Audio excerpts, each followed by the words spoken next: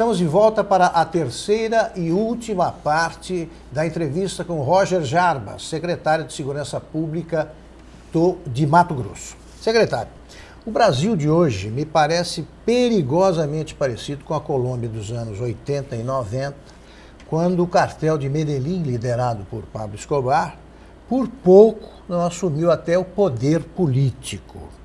Isso não pode acontecer com o Brasil do PCC? Não estamos enfrentando um problema de segurança nacional? Não, e tem sido tratado como um problema da nação. Nós não podemos falar em tráfico de drogas e armas, no avanço das facções e organizações criminosas e dizer que isso não é um problema da nação, porque é um problema da nação. Qual o custo gerado a cada empresário, a cada cidadão, fruto da atividade criminosa? Então, se o seguro do meu veículo é caro, isso é fruto da atividade criminosa. Se um bem de consumo custa mais caro e nós não temos competitividade, é justamente fruto da atividade criminosa, porque ela gera, obviamente, um custo maior operacional de transporte, de manutenção, de segurança. Enfim, a nação está acordando a esse problema. Nós deixamos em gestões anteriores o problema crescer, aumentar. Não houve um trabalho, um tratamento ao problema. Isso pode ser verificado em vários estados. O que nós estamos procurando hoje é deixar de apontar o culpado e ir buscar soluções. O culpado não interessa, né?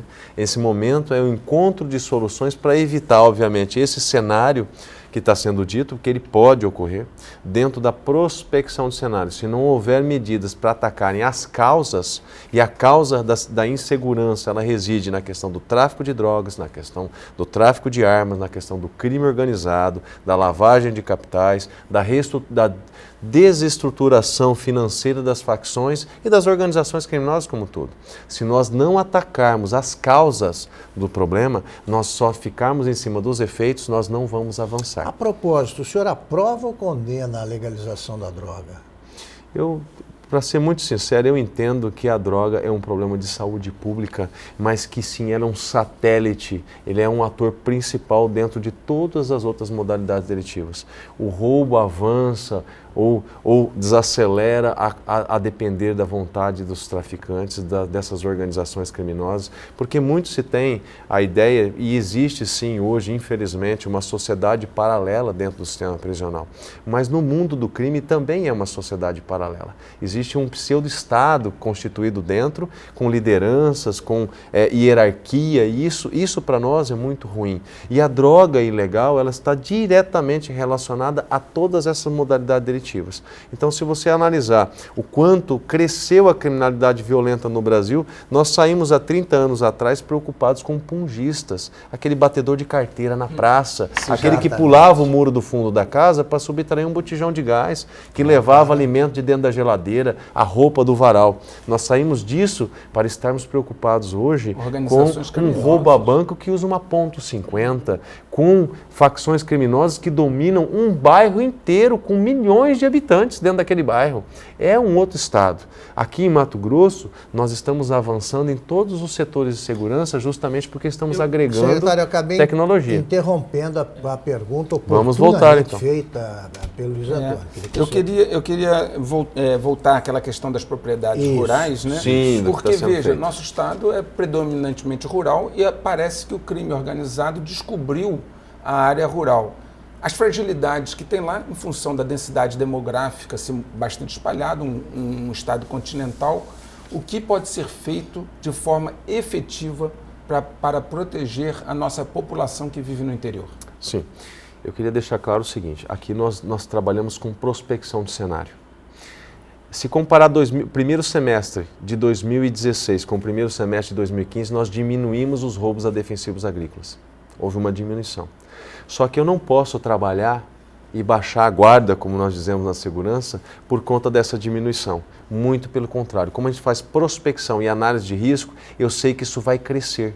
Porque quando diminui os roubos no perímetro urbano, o criminoso não vai assinar a carteira. Claro. Ele não vai se tornar um trabalhador, uma pessoa de bem, porque a segurança pública está sendo mais eficiente numa determinada região. Ele muda de foco. Ele vai mudar de foco. Então, se nós combatemos com muita energia o roubo a banco, eles vão procurar roubar cargas, eles vão procurar roubar defensivo agrícola, eles vão mudar a modalidade de atuação. Então, pensando nessa prospecção de cenário e sabendo que vai avançar e vai aumentar o roubo roubo de defensivos agrícolas, fruto, obviamente, das questões econômico-financeiras, da crise econômico-financeira que a nação passa, porque um produtor rural que não tiver condições, ele pode se tornar um receptador, infelizmente. E se existe a pessoa que rouba o defensivo, é porque existe o receptador. Aí nós envolvemos a atividade de inteligência para identificar os receptadores. Então nós trabalhamos no ciclo do crime, só que dentro dessa análise de risco, dessa prospecção de cenário. Nós não somos mais reativos, nós não esperamos aumentar o crime de roubo para eu atacar o roubo, principalmente na área rural. Secretário, eu quero ir para um tema polêmico que envolve a área rural, que é a questão do desarmamento. Foi autorizado e tem sido discutido que a população rural se volte a poder portar arma dentro da sua propriedade. Eu queria a sua opinião sobre o desarmamento, tanto no campo quanto na cidade. Hoje nós temos o seguinte cenário, eu vou fazer uma contextualização para poder responder. Primeiro que nós intensificamos a apreensão de armas de fogo. Nós apreendemos em Mato Grosso mais de 4.000 armas. E o que isso ocasionou? Como nós podemos dizer que a apreensão de armas afeta na diminuição dos índices criminais? Primeiro, aumentou os roubos com simulacro, com arma de brinquedo. Os criminosos passaram a atacar unidades de agentes de segurança, onde eles guardam armamento. Então houve um déficit de armamento. Quando você não tem arma de fogo, você consequentemente diminui a prática delitiva. Não só homicídio, que é o meio utilizado, que é a arma, mas também no roubo. E eles passam a usar mais arma de brinquedo. Recentemente, essa semana, nós tivemos uma tentativa de roubo a uma agência bancária aqui de Cuiabá, que o vigilante, ele na ação percebeu que se tratava de uma arma de brinquedo e atirou contra os criminosos. Ou seja, nós estamos percebendo que cada vez mais eles precisam de armas. Tirando armas de fogo, nós temos uma diminuição de todos os índices criminais. E agora, quando você fala, de onde é que vieram aquelas armas que foram utilizadas nos roubos e nas mortes das pessoas? Uma parcela significativa delas é, obviamente, importada, vem de fora, mas a maioria dessas armas saíram de um cidadão de bem, que guardava dentro da gaveta do armário na casa dele, que um belo dia foi visitado por uma pessoa que foi lá para subtrair os seus bens e levou o que junto com os bens foram subtraídos? A arma de fogo. Essa arma saiu de uma ação lícita de um cidadão de bem que usava para sua defesa e da sua família e passou a estar na mão de um criminoso para ser utilizado na prática de um crime. Então, se eu falar que eu defendo que cada cidadão tenha sua arma, eu estaria conspirando contra tudo aquilo que é feito da análise criminal. Secretário, tem que ter a arma, se me permite concluir isso, tem que ter a arma, sim. Eu entendo que de forma lícita o cidadão tem que ter, mas a população tem que ser mais preparada para portar arma, para ter a arma na sua residência. Porque essa arma que não for bem cuidada, ela vai parar na mão de um criminoso, infelizmente. Secretário, o senhor fez observações muito importantes sobre a legalização da droga, mas eu queria saber, concretamente, se o senhor defende a legalização ou não. De drogas? Muito pelo contrário, eu sou contra a legalização do consumo de drogas ou da venda de drogas. Perfeito. Totalmente contra. Bruno. Mudando um pouco de assunto, em dezembro a gente teve aí uma invasão num garimpo lá em Pontes e Lacerda, perto da divisa com a Bolívia. Muito se falou sobre isso, mas ninguém chegou a conclusão nenhuma. Eu queria saber do senhor, como secretário, o que foi que aconteceu ali afinal? E como que está a situação hoje? Sim, Serra da Borda, né? Região de Pontes e Lacerda. Aquela área já está passando por uma pesquisa de lavra de ouro para verificar se existe minério ali desde 1991. Aquele é um problema social desde 1991. O Departamento Nacional de Produção de Minério até hoje não tomou uma decisão administrativa se deve ou não uma empresa fazer a lavra de minérios naquele local. Acontece que houve uma divulgação maior. A partir do momento que alguém fazendo o garimpo ilegal, a extração ilegal de minérios, descobre um veio de ouro, isso se torna notícia nacional para quem age nesse tipo de ramo. Amplifica muito, né? Hoje tem o WhatsApp, as redes sociais, então eu jogo uma mensagem aqui, isso vai bombar no Brasil todo. E em dias nós teremos centenas de pessoas descendo para querer encontrar o ouro. Mas só um adendo, essa última invasão aconteceu com um grupo fortemente armado. Vou explicar, fuzis, vou chegar nela. Acontece o seguinte, nós tivemos 3 grandes invasões. A primeira grande invasão foi do quê? De pessoas à busca de ouro. Um pedreiro, um servente de pedreiro, um cozinheiro, um professor, até policial tinha, tanto que em uma das ações houve policiais que foram presos. Então as pessoas buscam o quê? A riqueza fácil, né? O dinheiro fácil. Então vão lá para tentar extrair esse ouro e encontrar. Foi a primeira grande invasão. Houve uma enxurrada de pessoas de toda sorte e no meio deles tinham criminosos? Tinha. Gente com mandado de prisão, pessoas que são perigosas, que portam armas, tinha. Mas a maioria avassaladora eram de pessoas comuns que estavam à procura de ouro. Primeira grande invasão. Houve um trabalho do sistema de segurança pública e essa área foi retomada. Nós tiramos essas pessoas de lá, muitos foram presos. O que aconteceu na sequência? Houve uma outra grande invasão. Porque pequenas invasões, o próprio sistema de segurança pública local, com o apoio da secretaria, e nós deslocamos profissionais de outros municípios para retirar, foram sempre feitas. Recentemente, antes dessa terceira grande invasão, nós tiramos mais de 70 pessoas de lá. Muitos foram presos durante essa ação. Só que acontece o seguinte, cada vez que ocorre uma grande invasão, ela se torna mais lesiva. A potencialidade de risco de quem toma esse ambiente para a exploração ilegal de ouro vai aumentando. Aquela área é uma área de interesse da União.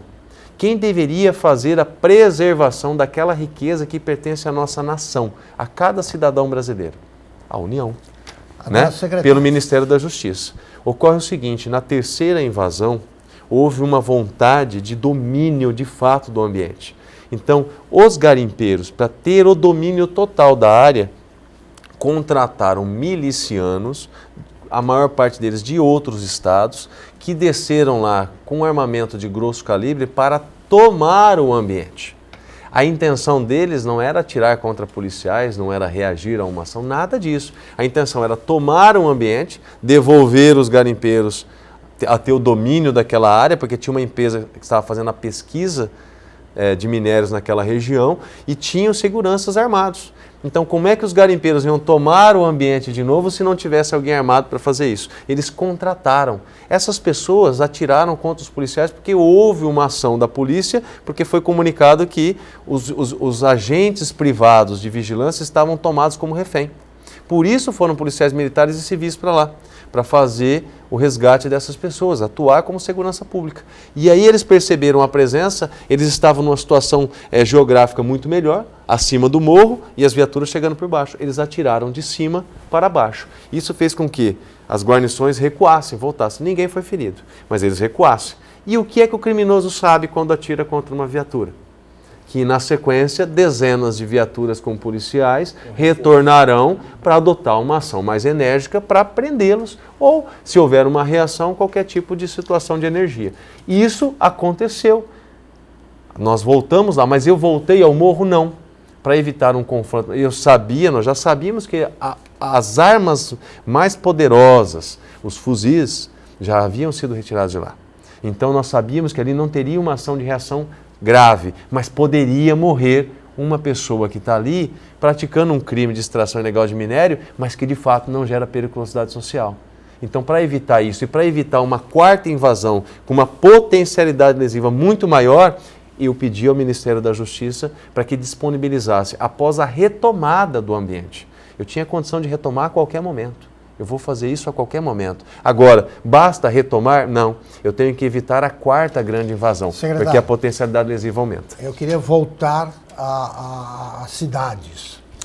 O que espera o Estado, de modo geral, o Estado brasileiro, para impedir a entrada de armas, celulares nos presídios, com a instituição do bloqueio da comunicação por celular e com a revista dos advogados, que são eles que levam isso para dentro do presídio, evidentemente. A gente fecha os olhos a uma obviedade. Por que não se faz isso? E acaba com esse negócio de o preso controlar a movimentação criminosa fora da cadeia. Eu não pautaria que são advogados, eventualmente pode ter algum profissional, né? Mas eu diria o seguinte, se envolve vários atores, várias situações. Hoje o governo federal está atento em relação ao bloqueio dos celulares. da comunicação. Tanto é que um dos investimentos previstos pelo Plano Nacional de Segurança Pública é o bloqueio das comunicações dentro das unidades prisionais. Mas algumas unidades prisionais, infelizmente, estão localizadas em áreas comerciais e empresariais. O estado de São Paulo mesmo, por exemplo, o Carandiú era no pulmão ali da Zona Norte. Imagina você bloquear, você não bloqueia apenas a comunicação dentro do sistema. E a tecnologia mudou de lá para cá. Claro, hoje nós temos equipamentos muito mais eficientes no bloqueio e ele consegue minimizar muitos efeitos fora da muralha. Ao cidadão de bem, o empresário, as empresas precisam se comunicar para vender, as pessoas precisam se comunicar, a sociedade precisa falar. Isso é extremamente necessário. Então, com essas novas tecnologias, é possível criar um bloqueio apenas entre as muralhas, né? Intra. E isso vai ser feito, o governo federal está investindo. Agora, nós temos que combater eletronicamente a entrada de todo tipo de equipamento, porque não é só celular. Se fosse apenas o celular, seria simples, né? Nós temos armamento que entra, nós temos drogas, nós fomentamos um comércio ilegal dentro das unidades criminais, por falta, obviamente, de estrutura tecnológica para combater isso. Isso vem os equipamentos de raio-x, as banquetas que verificam se há presença de metal ou de drogas, que é um mini raio-x. Então, isso tem avançado muito e eu acredito que nós vamos avançar. É a tecnologia. Mas, acima de tudo, eu pauto que uma das causas dos problemas do sistema prisional é que nós não temos ainda o controle administrativo das unidades. Nós precisamos, de fato, ter o controle administrativo. Se cada estado tivesse uma unidade de segurança máxima sob a sua gestão, e não precisariam muitas vagas. 400 vagas aqui no estado de Mato Grosso, em regime disciplinar diferenciado, um único preso por cela, com a visita reduzida, tudo muito controlado para se ter as grandes lideranças dentro dessa unidade, devidamente isoladas dos outros do sistema prisional, com certeza diminuiria em pelo menos 80% a problemática. Sobram assuntos, você Exatamente. já está convidado a voltar, Obrigado. mas o tempo está chegando ao fim. Eu vou fazer uma última pergunta para ser respondida rapidamente. Por tudo o que você disse, o morador de Cuiabá não precisa se preocupar com uma eventual rebelião em presídios? Segurança pública é dever do Estado, responsabilidade de todos. Cada cidadão tem sim que se preocupar. Antes de eu ocupar um cargo, antes de eu ser delegado de polícia, de estar secretário de Segurança Pública, eu sou o cidadão Rogers. E eu, como cidadão, devo me preocupar com segurança pública. Segurança, saúde e educação está na base, né, da necessidade. Temer. O cidadão precisa temer isso aí. Eu não digo temer, né? O pânico não resolve problemas, ele potencializa problemas. Mas ele deve sim assumir o seu papel. Quando eu, como um cidadão, na frente da minha residência, existe ali um ponto de venda de drogas ilegais, eu sei que ali o cidadão da rua anda armado, nós temos os canais de denúncia. Leve isso ao conhecimento da segurança pública. Ele está participando ativamente do processo, está sendo responsável diante do sistema de segurança pública. Hoje nós tratamos todas as informações, todos os dados que chegam à segurança pública.